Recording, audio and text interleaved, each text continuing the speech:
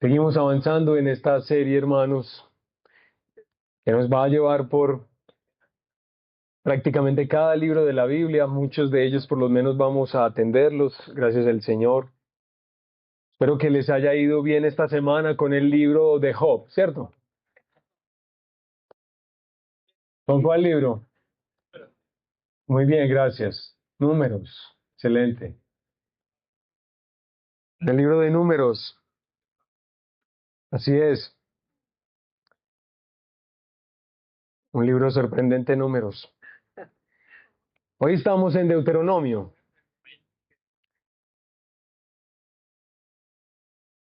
Y yo quisiera decirles, para que empecemos a reflexionar un poco en este libro, y ahorita irá a uno de sus capítulos, pero nosotros, hermanos, necesitamos volver a recogernos. Yo sé que esto es una cosa muy difícil de cuando uno tiene que predicar, enseñar.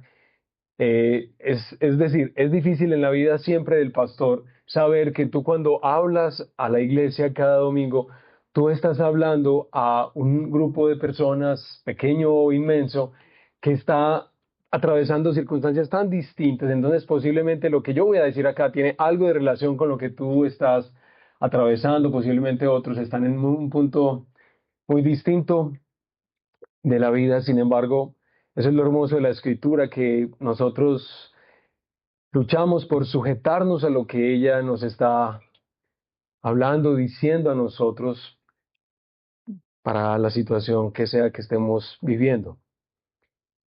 Recuerden, hermanos, debemos tener muy presente lo que ha venido ocurriendo en esta historia. Arrancamos en Génesis, ya estamos hoy en Deuteronomio, avanzamos por todo el Pentateuco, por la gracia del Señor, hasta el día de hoy. Y recuerdan esta semana que el libro de Números a nosotros nos ha presentado los años en el desierto que este pueblo duro de corazón ha experimentado, ha atravesado. ¿Cuántos años estuvieron en el desierto ellos? ¿Recuerdan? Sí, muy bien. Y nosotros, por lo menos en la introducción, en el sermón hace 8 días, tratamos de aprender algo acerca de la experiencia de ellos en el desierto, que como tratábamos de decirlo, es nuestra experiencia también. Siempre que lean el Antiguo Testamento y mucho de lo relacionado con Israel, piensen en que Israel es un representante de la humanidad. En ellas o en ese pueblo nosotros vemos mucho de lo que somos todos nosotros, por eso resulta tan especialmente instructivo toda esta historia del Señor. Ahora, hermanos, ¿cómo les parece?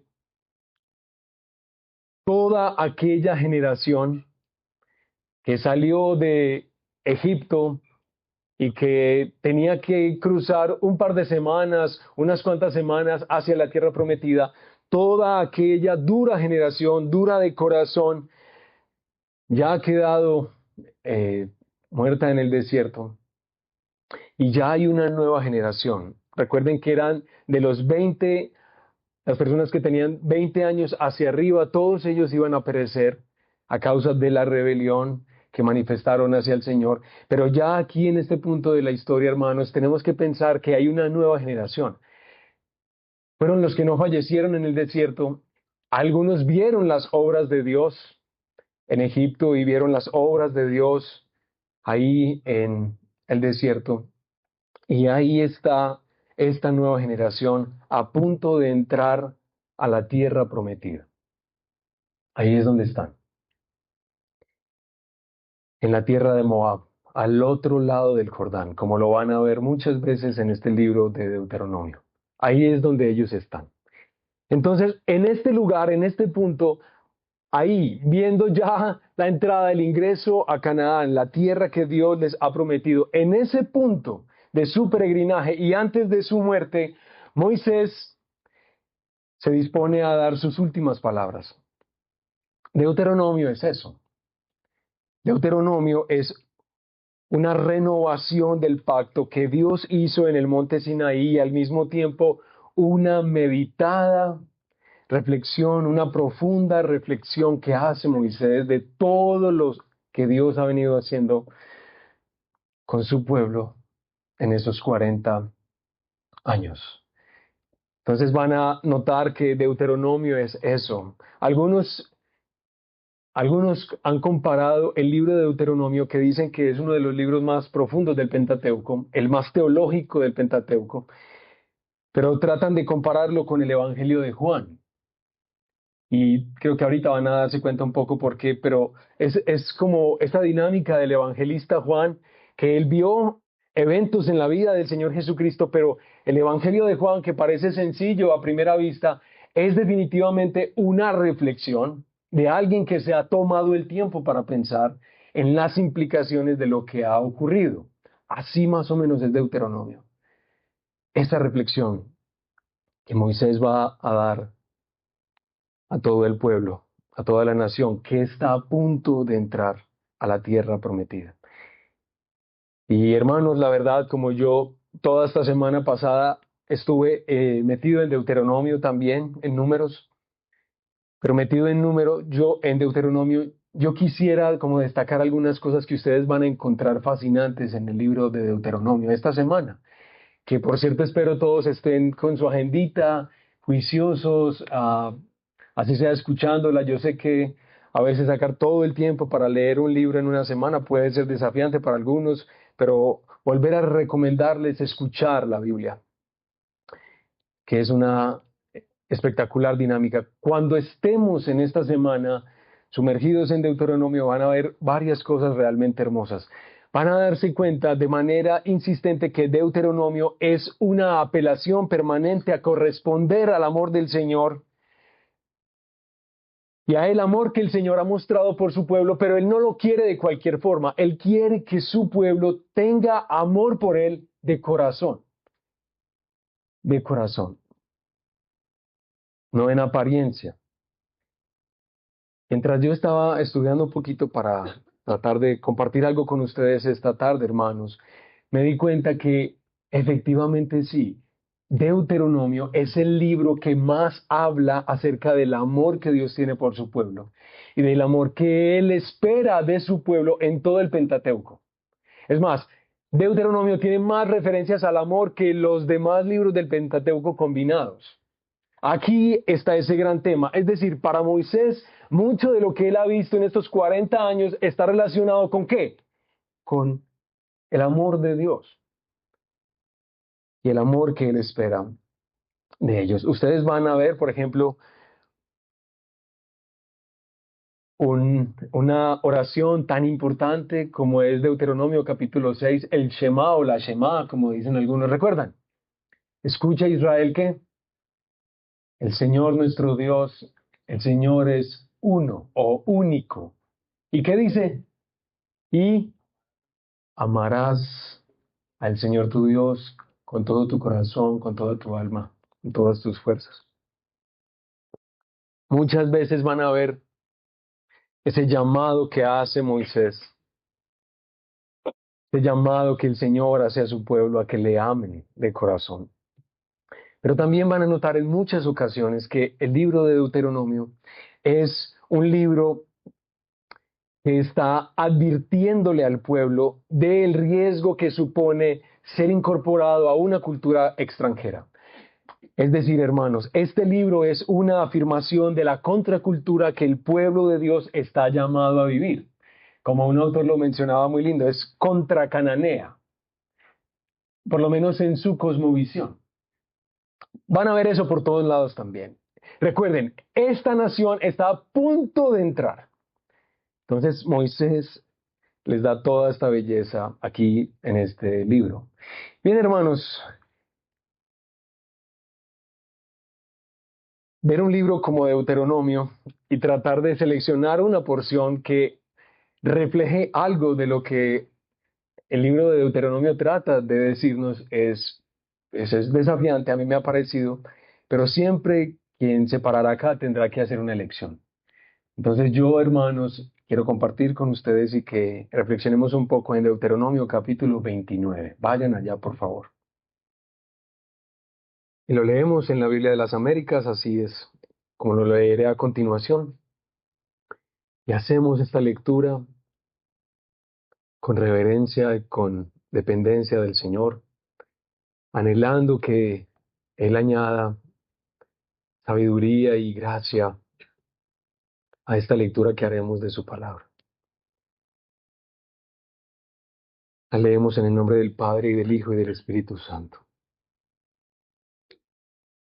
Estas son las palabras del pacto que el Señor mandó a Moisés que hiciera con los israelitas en la tierra de Moab, además del pacto que él había hecho con ellos en Horeb. Moisés convocó a todo Israel y les dijo: delante de sus ojos ustedes han visto todo lo que el Señor hizo en la tierra de Egipto a Faraón, a todos sus siervos y a toda su tierra, las grandes pruebas que vieron sus ojos, aquellas grandes señales y maravillas.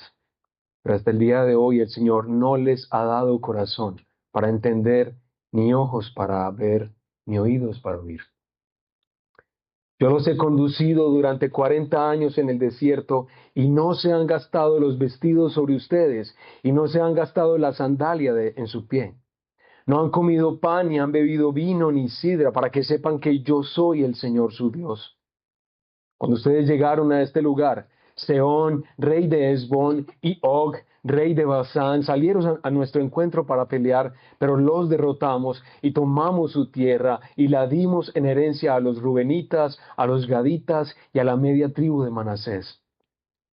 Guarden pues las palabras de este pacto y pónganlas en práctica para que prosperen en todo lo que hagan.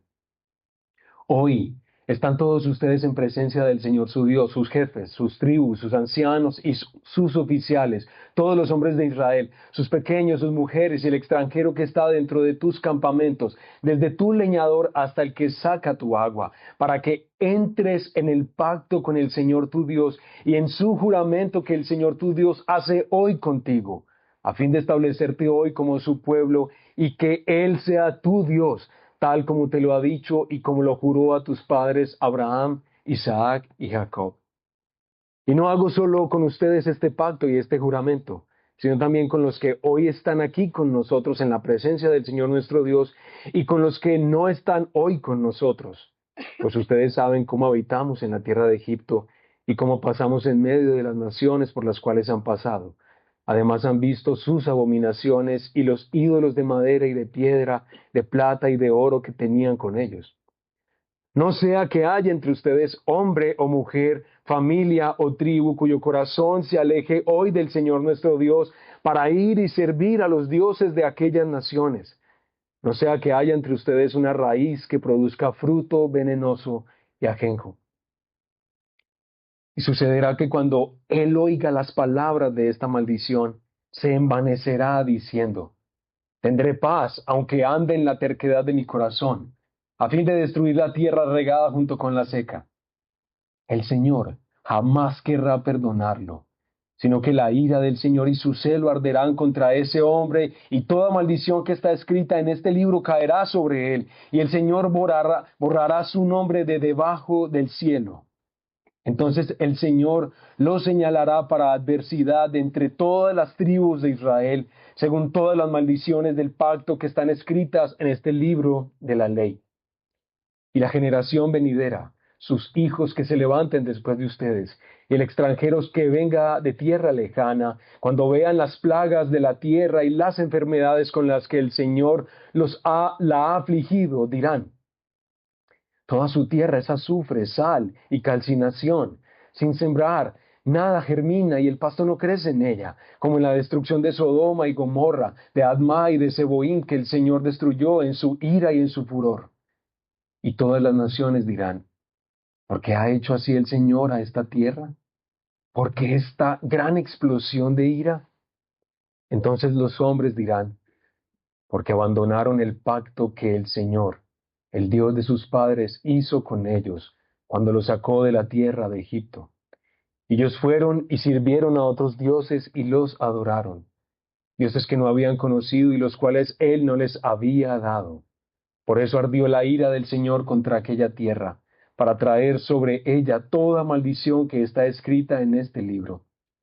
Y el Señor los desarraigó de su tierra con ira, con furor y con gran enojo, y los arrojó a otra tierra hasta hoy. Las cosas secretas pertenecen al Señor nuestro Dios, pero las cosas reveladas nos pertenecen a nosotros y a nuestros hijos para siempre, a fin de que guardemos todas las palabras de esta ley. Amén.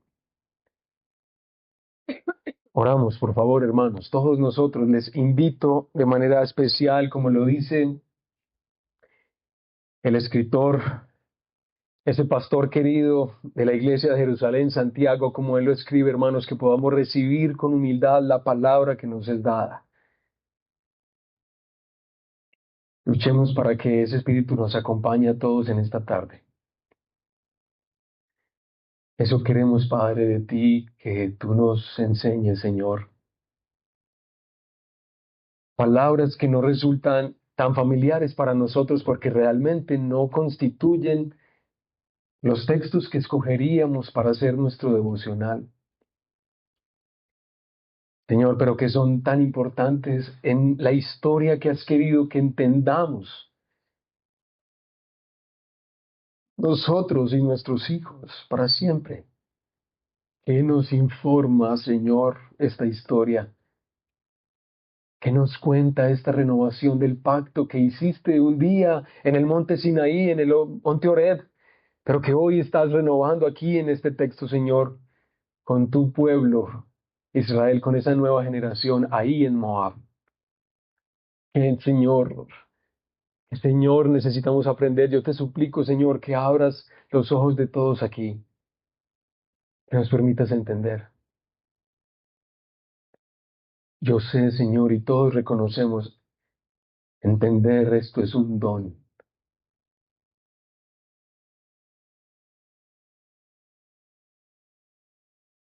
Es solo dado por el Espíritu Santo. Por eso es que no nos creemos competentes ni sobrados, Señor. Más bien reconocemos nuestra debilidad y nuestra necesidad.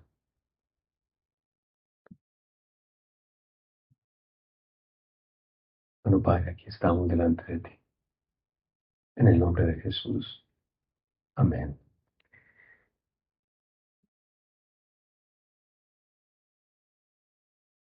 Mm. Hermanos, hoy me propongo compartirles el siguiente título, ahí para que lo tengas si quieres en tu agendita, pero es lo siguiente: viviendo bajo un pacto hermoso y horrible. Ahí está. ¿Sí? Recuerden, hermanos, ¿dónde está esta generación? Estos hombres y mujeres, ¿en qué punto están de la historia? Exactamente, a punto de entrar en la tierra prometida, heredar aquella promesa que el Señor les ha hecho. Ahí están y ahí escuchan este largo discurso de Moisés antes justamente de, de morir, hermanos. Primero entonces, si vamos a tratar de pensar en las personas, porque recuerden que, como espero explicarlo ahora, esto no es, tristemente, no es solo para aquella generación, sino para este mundo también, que vive bajo un pacto que es hermoso y horrible. Entonces, para que entendamos ambas partes de este pacto, por lo menos lo que me propongo explicarles, hermanos, primero vamos a hablar de un hermoso pacto, este que se está reafirmando, renovando aquí. Entonces, un hermoso pacto, hermanos. En el versículo 1, ustedes se dan cuenta, estas son las palabras del pacto que el Señor mandó a Moisés que hiciera con los israelitas en la tierra de Moab, es decir, en la tierra en la que se encuentran en ese momento, ¿de acuerdo? ¿Sí? Pero dice, además del pacto que él había hecho con ellos en Horeb. ¿Hace cuántos años atrás? 40 años, allá en Sinaí. Allá en el monte Sinaí, Éxodo capítulo 20, ese es el recuerdo de lo que nos estuvo hablando un poco Cristian, si lo recuerdan. Aquí, hermanos, se está dando una renovación del pacto de la ley. Y como lo hemos tratado de enfatizar durante estas semanas, por lo menos un poco yo en algunos sermones, esta ley que Dios le ha dado al pueblo, recuerden, es una ley de santidad. Así es como debemos entenderla. Es decir, esta ley, esto que Dios quiere del pueblo, es una ley que básicamente refleja o expresa quién es Dios. No es solamente esta norma le sirve a la gente para vivir mejor, no. Esta ley que yo quiero que mi pueblo exprese y viva, me refleja a mí, demuestra lo justo, santo y perfecto que yo soy. Esa ley es una ley de santidad. Y recuerden entonces que este pueblo que está allí renovando el pacto que se había hecho por allá hace muchos años atrás, es, para decirlo de manera muy sencilla, es un pacto que podría decir lo siguiente, sencillito, si tú haces esto, entonces yo hago esto. Si tú haces esto, entonces yo hago esto. Más o menos así se podría describir. No se pide ir a la luna, como lo van a ver ahí en los capítulos anteriores. A ninguna persona del pueblo se le está pidiendo hacer algo extraordinario, raro. Tienes que darle la vuelta al mundo trotando y tienes que hacerlo en menos de un año para poder entrar en este pacto conmigo. No se le está pidiendo nada extravagante. Simplemente que este pueblo acepte la renovación de ese pacto, del pacto de la ley. Y ahí está el pueblo, y ahí está Moisés, poniendo delante de ellos algo que en un sentido es hermoso y es espectacular, porque ahí está reflejado Dios mismo, su ser, su belleza, su integridad. Pero él no solamente va a decir que se renueva el pacto, sino que para ver la hermosura de este pacto, Moisés va a mencionar las obras de quien entra en pacto con el pueblo. Ustedes ven los versículos 2 al 9 y lo pueden resaltar si quieren. Algunas cosas, por ejemplo, miren, delante de sus ojos ustedes han visto todo lo que el Señor hizo en la tierra de Egipto a Faraón, ¿de acuerdo? Estamos bien ahí, pero más abajito dice, yo los he conducido durante 40 años en el desierto, no se han gastado los vestidos sobre ustedes y no se han gastado las sandalias en su pie, cosas espectaculares más adelante, pero derrotamos y tomamos su tierra, la tierra de reyes que trataron de oponerse a el pueblo de Dios. ¿Vamos bien? Así se hace mención, una pequeñita y ligera mención de las obras que realiza aquel que es la otra parte de este pacto o juramento que se está celebrando. ¿Cuáles son las obras del Señor? Entonces, casi es como si Moisés nos estuviera diciendo cómo lucen los resultados de tener a Dios de nuestro lado. ¿Cómo es que es eso? ¿En qué se convierte eso para el que es favorecido con su compañía, con su presencia? Y bueno, yo creo que para nosotros es chévere eso, ¿no? A nosotros no nos gusta tener a alguien muy capaz a nuestro favor, en cualquier escenario. ¿Nos gusta eso o no? Si tú estás teniendo lo más bobo, estás haciendo una vuelta en la Alpujarra y esa vuelta está muy complicada, ¿qué quisieras? Qué bueno que alguien a quien no le tenga que pagar, pues cierto. La flecha, algún amigo, algún querido, alguien que tiene por ahí un buen lugar y la persona va a poder ayudarte a avanzar en los trámites. A todos nosotros, claro que nos resulta muy bueno tener a alguien a nuestro favor, alguien que sea capaz de hacer las cosas que nosotros necesitamos para nuestro bien. Nosotros fácilmente, o hace muchos años, hemos conocido este antiguo dicho que dice, quien a buen árbol se arrima, buena sombra lo cobija. ¿Es verdad o no? Bueno, habrán sus excepciones tal vez, pero yo recuerdo que por lo menos en mi vida eso ha sido algo que a mí me ha animado mucho, me ha entusiasmado mucho. Yo recuerdo, hermanos, cuando yo presté servicio militar. ¿Ustedes me ven cara de militar o no? Pues no lo fui, para que sepan. Yo presté servicio militar en la policía.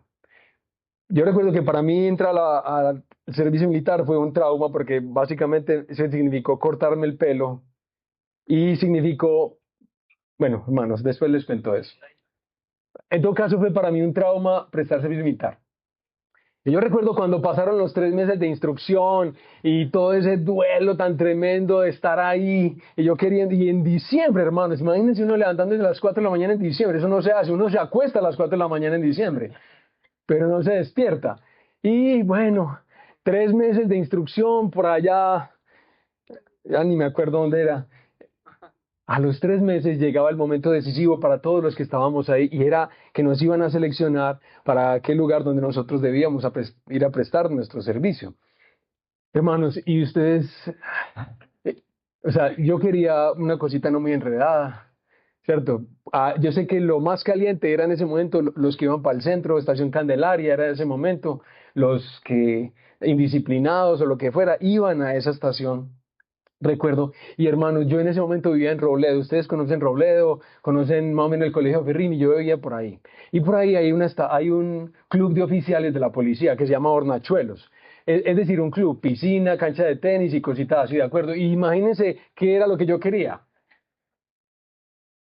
Pues no es tan difícil, ¿cierto? Pensarlo. 3 meses, hermanos, a los 3 meses. Y yo veía que policía de turismo y no sé qué. Y yo, ay, Señor, ¿quién podrá ayudar? Yo me he manejado bien, las cosas han sido bien acá, ¿será que mi intendente me ayuda? ¿Será que me pregunto, quién podría ahí meterme un poquito en una cosa? Porque hermanos, de un momento a otro surgió una fila que yo no me imaginé que iba a surgir y era la fila de hornachuelos. Pero para hornachuelos seleccionaban a personas que jugaran tenis o que tuvieran otras habilidades especiales para poder que jugaran con los oficiales en los tiempos libres de los oficiales. Entonces, obviamente yo sabía jugar fútbol, pero ellos no, los oficiales no juegan fútbol, hermanos, juegan otras cosas. Pero yo quería estar ahí, pero resulta que no encontré a nadie que me ayudara. Yo lo deseé profundamente y pregunté y consulté y traté de hacer las cosas, tener a alguien a mi lado que pudiera favorecerme en ese sentido. No lo encontré, no lo hallé, hermanos. Pero ¿saben qué? No tuve a alguien y al mismo tiempo solo tuve porque resulté en esa fila, sin la ayuda de nadie. Ahí, por la misericordia del Señor, pues Él me metió. Y ahí presté el servicio militar a 3 cuadras de mi casa, hermanos, para que sepan. Bueno, hermanos, siempre queremos a alguien así. Qué belleza eso, hermanos. Y así está Moisés. Están celebrando, renovando el pacto de Sinaí. Y ahí está Moisés diciéndole, miren lo espectacular que supone tener a alguien como el Señor de su lado, celebrando el pacto con ustedes. Este es un privilegio. No se lo pierdan, chicos. Este pacto es espectacular. Entonces yo les voy a leer a continuación, hermanos, en el capítulo 28, que a ustedes les va a sorprender cuando lo lean o cuando lo escuchen esta semana. Yo ya les voy a leer y ustedes me van a decir si ustedes desearían esto o no. ¿De acuerdo? Les voy a leer capítulo 28, no tienen que ir allá si quieren. Pero miren lo que dice. Y sucederá que si obedeces diligentemente al Señor tu Dios, cuidando de cumplir todos sus mandamientos que yo te mando hoy, el Señor tu Dios te pondrá en alto sobre todas las naciones de la tierra. Y todas estas bendiciones vendrán sobre ti y te alcanzarán si obedeces al Señor tu Dios. Y entonces ahí les empiezo a preguntar si esto les gusta. Ahí va. Bendito serás en la ciudad y bendito serás en el campo. Bendito el fruto de tu vientre, el producto de tu suelo, el fruto de tu ganado, el aumento de tus vacas y las crías de tus ovejas. Benditas serán tu canasta y tu arteza. Bendito serás cuando entres y bendito serás cuando salgas. El Señor hará que los enemigos que se levanten contra ti sean derrotados delante de ti. Saldrán contra ti por un camino y huirán delante de ti por 7 caminos. El Señor mandará que la bendición sea contigo en tus graneros y en todo aquello en que pongas tu mano, y te bendecirá en la tierra que el Señor tu Dios te da. Te establecerá el Señor como pueblo santo para sí, como te juró, si guardas los mandamientos del Señor tu Dios y andas en sus caminos. Entonces verás todos los pueblos de la tierra que sobre ti, entonces verán todos los pueblos de la tierra que sobre ti es invocado el nombre del Señor y ¿qué harán? Te temerán. Para dejarlo ahí nomás, ustedes lo van a leer en su casa. Yo les pregunto, ¿tú quisieras algo así? Hermano, usted no me tiene que responder ni siquiera. Yo estoy absolutamente seguro que todos aquí perseguimos esto cada día de nuestras vidas. Perseguimos el bien. Perseguimos hallarnos en un lugar favorable, con nuestros hijos, en nuestros trabajos, con nuestro matrimonio. Es decir, que sea así como se ha descrito. Benditos de Dios. Como lo decía el salmista David, el bien y la misericordia me seguirán todos los días de mi vida. Esa conciencia, todos la queremos, todos la deseamos. Y lo que está diciendo Moisés es, eso es lo que les espera. Bien, por entrar con este Dios, este es el que está haciendo pacto con ustedes. Es espectacular. Este pacto es hermoso. Entonces, ¿quisieras estas cosas para tu vida o no? Sí. Este pacto que es hermoso tiene una condición que se expresa en el versículo 9. ¿Cuál es la condición para ser benditos? Hermanos, guardar el pacto. Bien, hasta suena sencillo, guardar el pacto. Eso dice Moisés, versículo 9. Guarden pues las palabras de este pacto y pónganlas en práctica para que prosperen en todo lo que hagan. Hermoso. ¿Qué hace hermoso este pacto? ¿Y qué lo ha venido manifestando desde Éxodo, Levíticos, Números y aquí nuevamente? ¿Qué es lo que hace este pacto de la ley hermoso? Dios mismo. Y todo lo que resulta de una relación con Él. Nos encanta. Bien, hermanos. Ahora, un horrible pacto.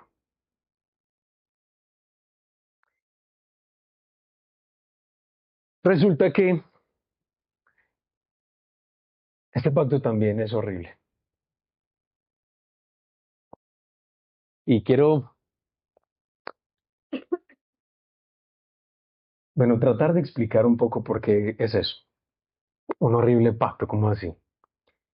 No debería ser así.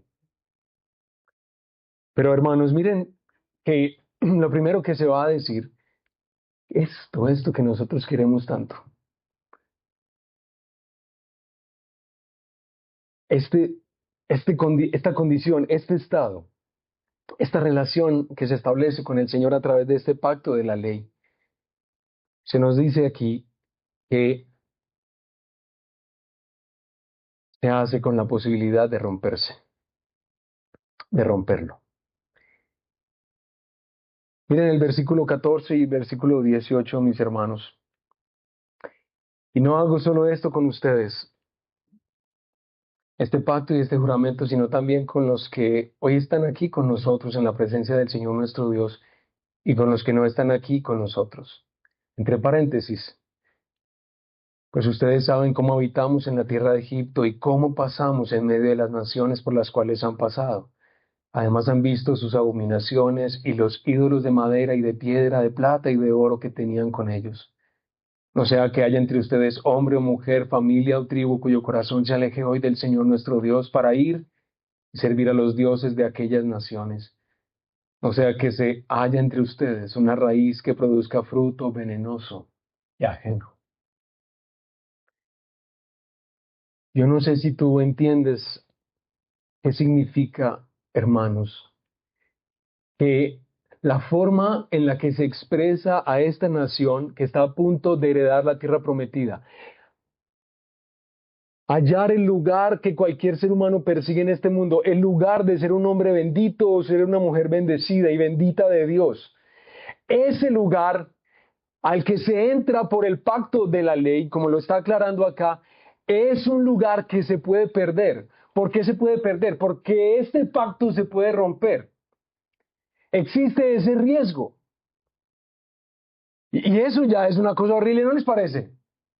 Es horrible pensar de momento eso, hermanos, y la reciente historia del pueblo y su inclinación a la idolatría. Ustedes van a ver, bueno, es que leímos esta semana justamente Números. Nosotros vimos ahí, como lo decíamos hace 8 días, esa compulsión tan horrible a la rebelión, ¿no?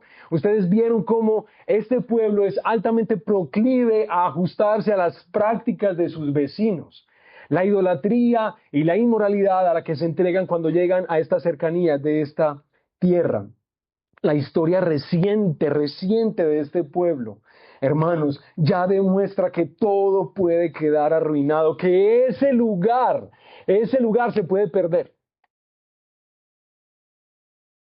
Este pueblo está en el inicio de un gran cambio en su vida. Este pueblo va a pasar de ser un pueblo nómada que transita por el desierto, que se mueve de un lugar a otro, a establecerse en una tierra y empezar a básicamente desarrollar la agricultura de manera especial. Los pueblos que ellos van a ir a conquistar y las prácticas de esos pueblos, que también son pueblos agricultores especialmente, van a enseñarles a ellos que, a diferencia de el Señor que los sacó de Egipto, ahí domina el escenario un ídolo especialmente, que es el ídolo que les ayuda con la tierrita, con la fertilidad, con que ustedes no necesitaban antes adorar a un Dios de la fertilidad, pero ahora cuando le empiecen a dar a la tierra y empiecen a esperar que la tierra les dé fruto, ¿qué van a necesitar? La ayuda del que pueda ayudarles acá. Este pueblo está a punto de cambiar completamente.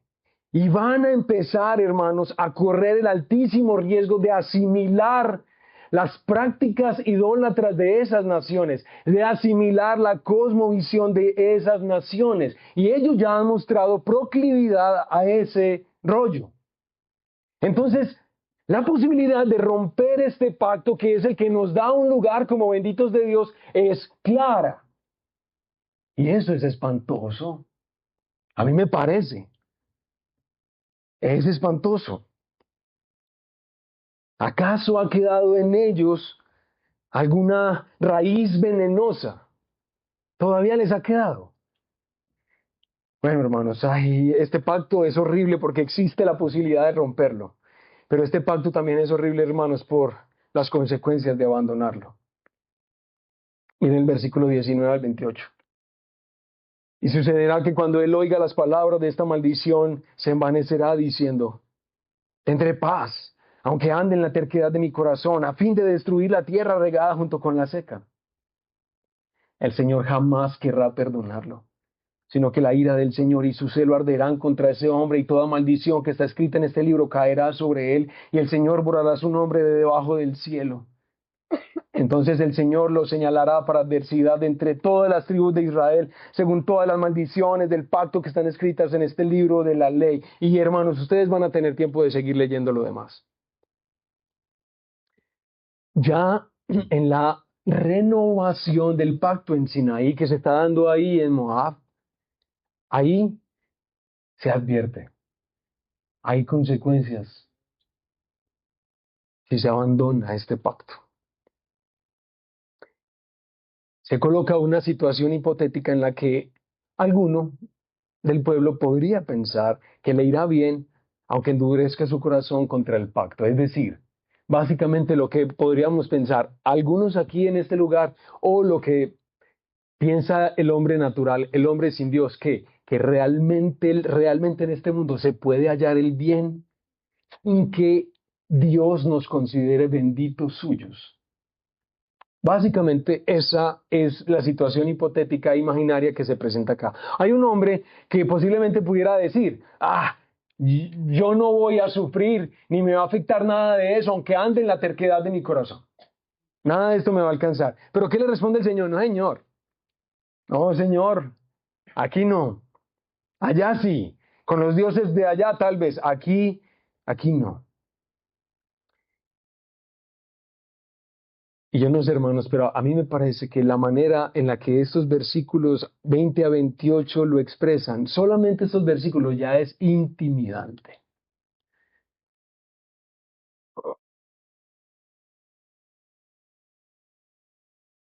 Tal vez alguien está pensando acá: ¿por qué el pacto es tan estricto? ¿Por qué es tan estricto? Yo quiero recordarles que cuando desde Génesis nosotros empezamos a ver justamente esa manera en la que se nos va a informar cómo eran los pactos en aquel entonces y cómo es que Dios está estableciendo un pacto, tengan presente siempre lo siguiente: cuando se está hablando de este pacto y cuando se celebra un pacto, se está hablando de un juramento que se celebra entre dos partes, y es un juramento so pena de muerte. Siempre es así. Cuando ustedes vean los pactos que aparecen entre hombres, entre naciones o entre Dios y los hombres, ustedes van a darse cuenta que es así. Hay un episodio raro en la historia de Abraham cuando Dios le despierta y él le dice, Señor, ¿entonces usted qué va a hacer conmigo? Y yo le voy a dar un hijo tranquilo. Y no, es que ya han pasado muchos años. Y yo, tranquilo, traiga un animal y pártalo en dos. ¿Recuerdan? Básicamente lo que el Señor está haciendo ahí es un juramento delante de Abraham, de que si él no cumple las palabras que le ha dicho a él, que le suceda lo que le está sucediendo a ese animal. Y el concepto antiguo que se tiene de pacto es eso. La palabra hacer un pacto literalmente es cortar un pacto. Cortar un pacto. Siempre en un pacto está involucrada la vida y la muerte y la sangre que debe derramarse cuando no se cumplen los términos de ese juramento, de este pacto. Así es como Dios lo está estableciendo.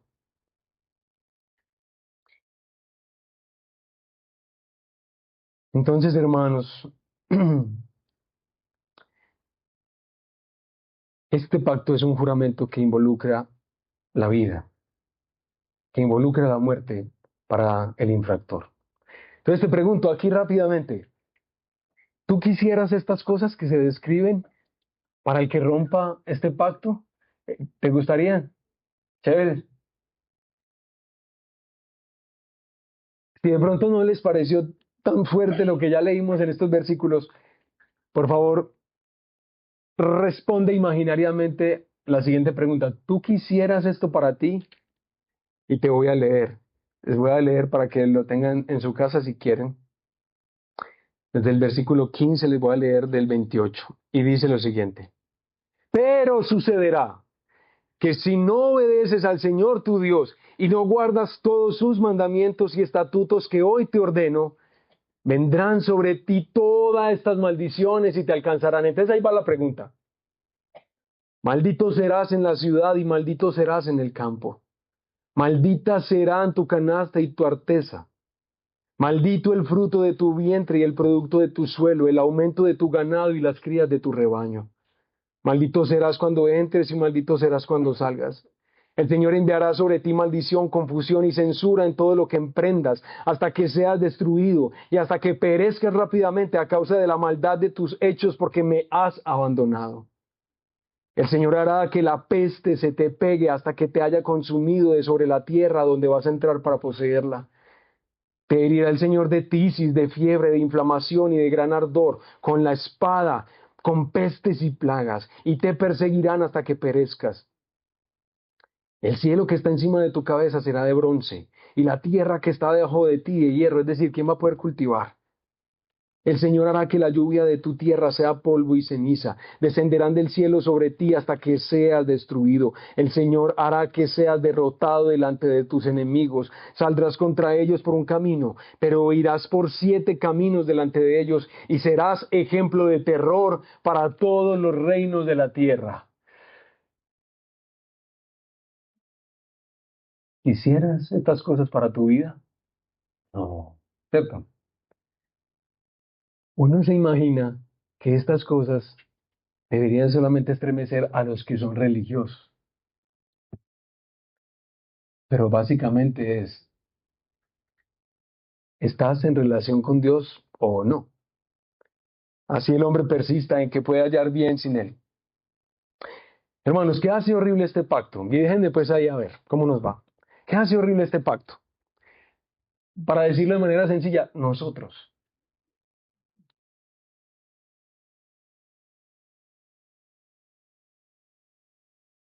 Nuestra participación en él. Que nosotros somos la otra parte. ¿Qué hace horrible este pacto? Un corazón que no responde al amor y a la santidad de Dios. ¿Qué hace horrible este pacto? Que nos promete lo que más deseamos y que nunca podremos alcanzar.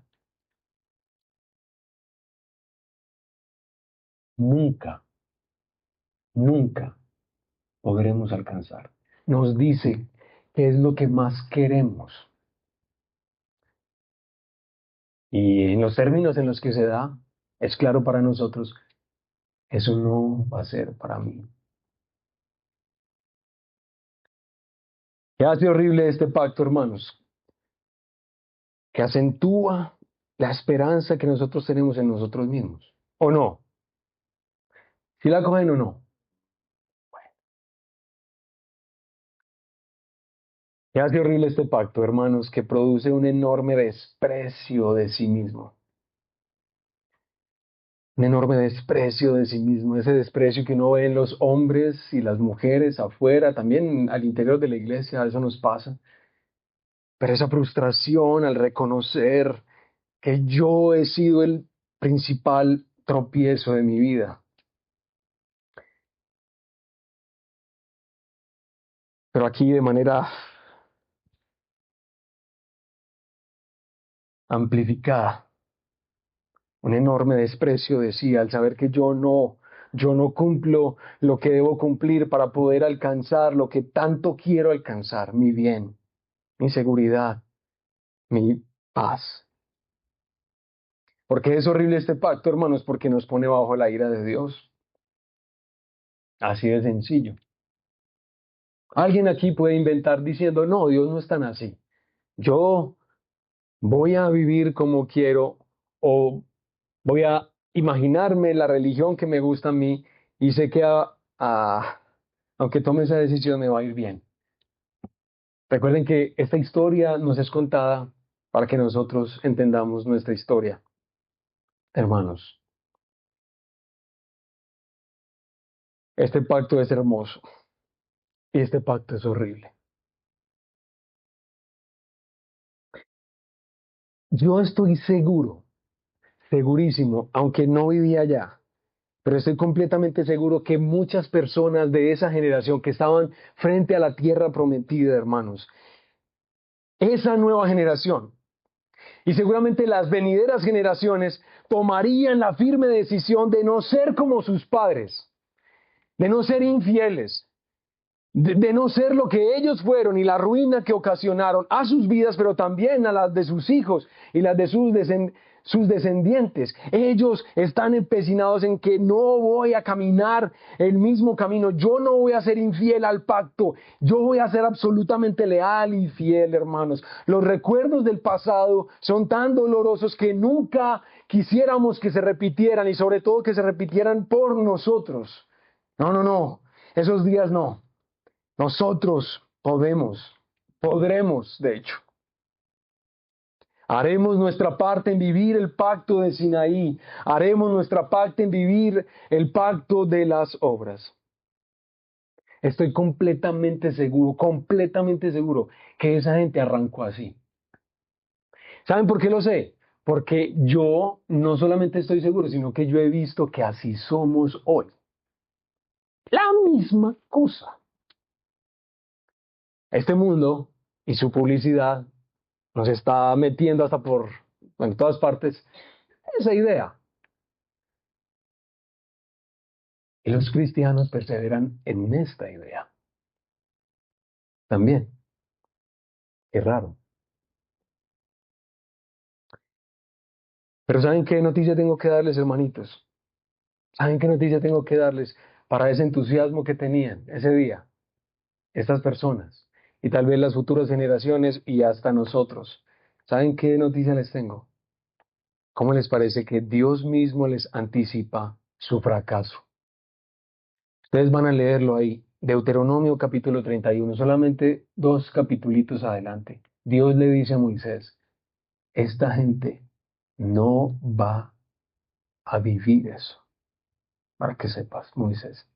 Yo les voy a dar la tierra, van a vivir allá, van a estar allá, van a alegrarse de todo eso que yo les voy a dar, pero ellos me van a abandonar y se van a ir tras ídolos, para que lo sepan. Se les acabó la emoción, hermanos. Se nos acabó. Se lo pueden leer bueno, no, leámoslo. Capítulo 31, versículo 17 al 18, que dice lo siguiente. Entonces, perdón, 31, 17 y 18.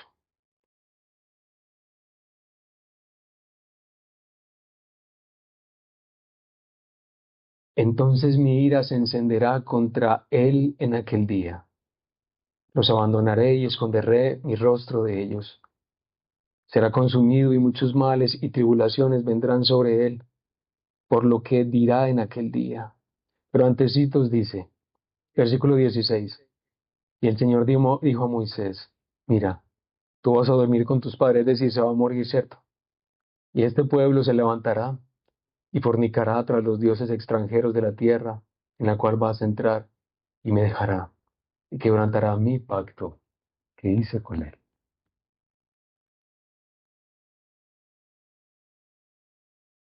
Dios les anticipa eso, pues ustedes saben que Dios sabe lo que va a pasar mañana. Alexis sabía eso, ¿no? No porque Él sepa el futuro, es porque Él soberanamente ordena la historia. Entonces, hermanos, ¿ustedes esto qué? Es como todo chocante eso, ¿no les parece? ¿No se sienten como incomoditos? ¿Cómo tan chocante esto? ¿Qué sentido tiene todo esto? ¿Cómo así?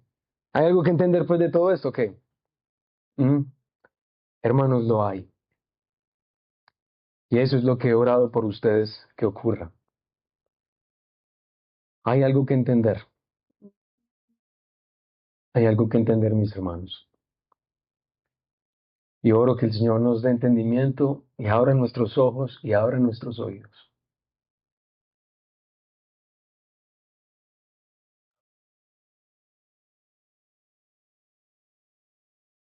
Que hay que entender, hermanos,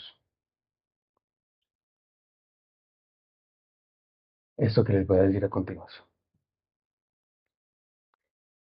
En primer lugar, humildad para aceptar lo que esta historia y para aceptar lo que tu propia historia te está diciendo delante del Señor.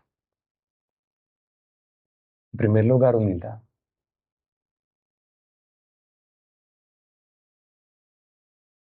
Dios es hermoso, ¿no? Dios es hermoso, que a ninguno le quepa duda aquí, que es que Dios nos puso la vara muy alta. No, hermanos, Él no puede dejar de ser Él es perfecto y para nosotros es mejor que Él manifieste todo su ser y todo su carácter y que Él quiera que nosotros seamos como Él, para nosotros es mucho mejor. Ya lo hemos visto en sermones anteriores. Dios es hermoso. Todo lo que Él es y todo lo que Él pide de nosotros, eso queda claro por la historia como se viene relatando hasta este momento, hermanos. Lo que Dios al mismo tiempo, hermanos, requiere de nosotros no lo queremos cumplir. También debe enseñarnos eso.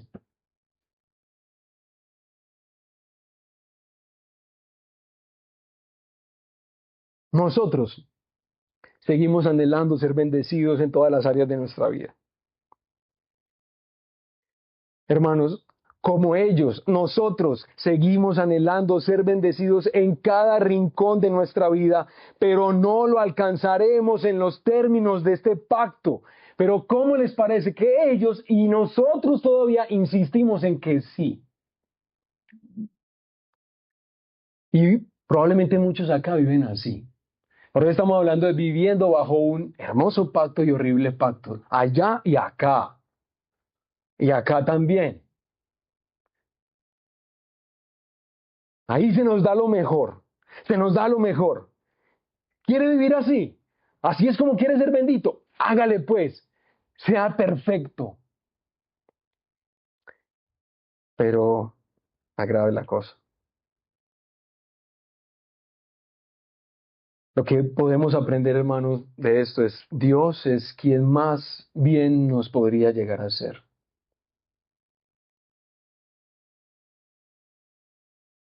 Él, una relación con Él, entrar en pacto con Él, es lo mejor para todos nosotros. ¿Y qué nos tiene que enseñar esta historia? A ellos y a nosotros, que se necesita una solución para este gran dilema. Una solución. Yo sé que, ¿saben qué me parece a mí tan duro, hermanos, de ser pastor? Que la gente no entiende el Evangelio. Y la gente cree que el Evangelio de la gracia de Dios en su Hijo Jesucristo es lo que yo estoy hablando acá. Y son buenos cristianos, hay gente querida, hay gente que se esfuerza, hay gente que hace muchas cosas muy buenas, pero viven bajo un hermoso pacto y un horrible pacto. Y se imaginan que ese es ser cristiano. Hermanos, necesitamos una solución para este gran dilema. Saben que aquí en Deuteronomio, en un capitulito ahí adelantico, se nos va a anunciar un pedacito de esa solución, como ya se ha venido recordando todos esos capítulos que hemos leído hasta este momento en el Pentateuco. ¿Saben qué es lo que el Señor le promete a Israel? Ahí miren, en el capítulo 30, que era el que tal vez iba a decidir predicar en esta tarde, pero mejor me decidí por el 29. Ahí ustedes pueden leerlo inmediatamente después. La promesa de restauración. ¿Saben qué Dios les promete a ellos? Al remanente, al que les va a quedar. ¿Saben qué les promete Él? Un nuevo corazón. Un nuevo corazón. Porque esta gente no necesita más esfuerzo. Esta gente no necesita simplemente como ponerse más las pilas. Esta gente necesita un nuevo corazón. ¿Y un nuevo corazón que haga qué? Que responda a Dios. Que vea. Que escuche. Que entienda. El apóstol Pablo dice que eso es el Espíritu en Primera de Corintios. ¿Quién es el remedio, hermanos? ¿Cómo se nos da el remedio? ¿Cómo se nos da un nuevo corazón? ¿Cómo es posible, hermanos, que esto se supere? Todos estos años de historia, todos estos años de trasegar de un pueblo, toda esta pedagogía de Dios. ¿Ustedes sabían, hermanos, que Dios podía haber salvado al ser humano en Génesis 4? ¿Sí sabían o no? ¿Por qué será que no? Pues no sabemos. Conjeturemos. Para que esta humanidad entienda por qué mi Hijo Jesucristo es un tesoro. Porque Él es un tesoro. ¿Y por qué lo es? Porque resulta, hermanos, que nosotros seguimos deseando esto, estas promesas de Dios, ser benditos a donde quiera que vayamos. Uno quiere el bien para uno, eso es lo que uno quiere, ser un bendito de Dios. Pero ya sabemos, o yo espero pues que ustedes entiendan, hermanos, por este lado no fue, por aquí no fue, por el pacto de Sinaí que se ratificó en Moab, no fue, no es por ahí. Es por lo que ahora el Señor Jesucristo, hermanos, ha venido a hacer por nosotros. Es por el Señor Jesucristo que se nos da un lugar, el lugar más privilegiado que Dios quiere darnos. Es decir, hermanos, ¿por qué no te pones a pensar, por favor, un momento? Yo sé que ya son las 6 y vamos a cenar apenas. Pero esto es, miren, es que esta es mi vida. O sea, lo que quiero decir es que este sermón o lo que trata de expresar aquí es lo que más me interesa a mí como pastor y como ser humano. ¿Qué? Que las personas y que yo, mi familia, mis hijos entendamos el evangelio de la gracia de Dios. Que lo entendamos. Hermanos míos, cuando se promete aquí un nuevo corazón, que es el tema que van a retomar los profetas, más adelante lo vamos a escuchar seguramente que Dios nos prometió darnos un nuevo corazón. ¿Cómo les parece, hermanos, que ese nuevo corazón es ese nuevo nacimiento que se experimenta por el Espíritu de Dios? De acuerdo. Pero ¿cómo les parece a ustedes que el nuevo nacimiento no es lo que nos da un lugar en nuevo pacto, en la nueva comunidad santa de Dios? ¿Cómo les parece que tener un nuevo corazón que puede empezar a responder a Dios es una bendición?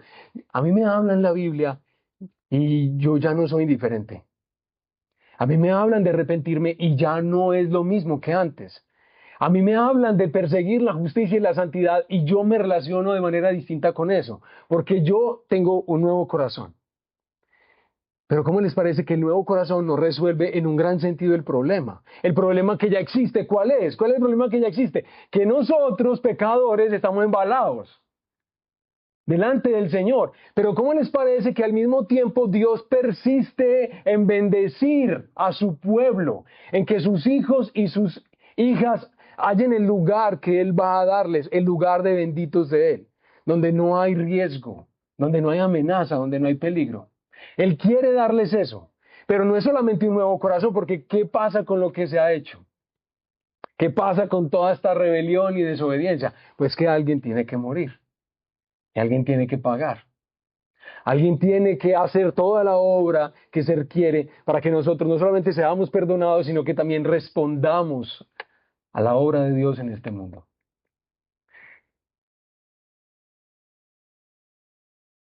Hermanos, ¿por qué es que nosotros anhelamos que el Señor Jesucristo sea más querido y más apreciado por todos nosotros, hermanos? Porque Él es quien ha iniciado un nuevo pacto. Él es el que ha traído sobre nosotros un nuevo pacto, el pacto de la gracia, que se celebra por la sangre de otro diferente a nosotros, por la sangre de Jesucristo nuestro Señor.